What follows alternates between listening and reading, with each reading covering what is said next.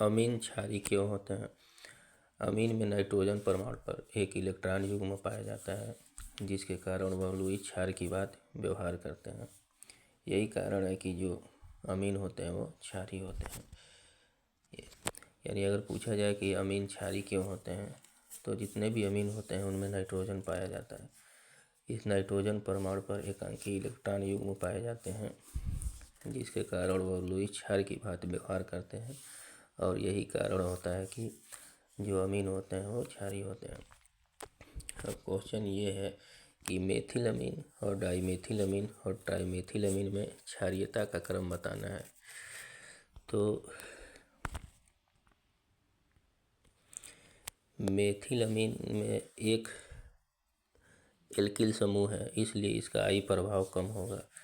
Dimethyl अमीन में 2 alkyl समूह है, इसलिए इसका मेथिल अमीन की तुलना में थोड़ा सा ज़्यादा होगा। और ट्राईमेथिल अमीन में, ये ट्राईमेथिल अमीन है, इसमें जो एल्किल समूह है वो 3 है, इसलिए इसका प्लस आई प्रभाव सबसे ज़्यादा होगा।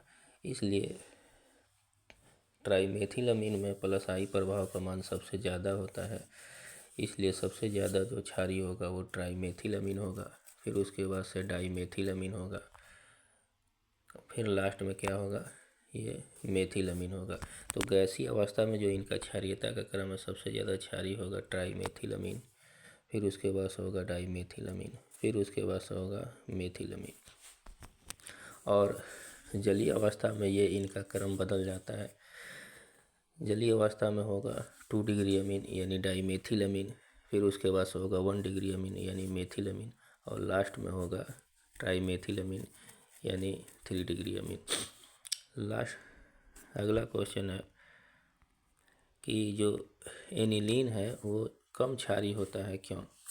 जो एनिलीन में नाइट्रोजन पर इलेक्ट्रॉन युग्म होता है वह अनुनाद में भाग लेता है, जिसके कारण वह आसानी से निकल नहीं पाता है और कम क्षारीय होता है।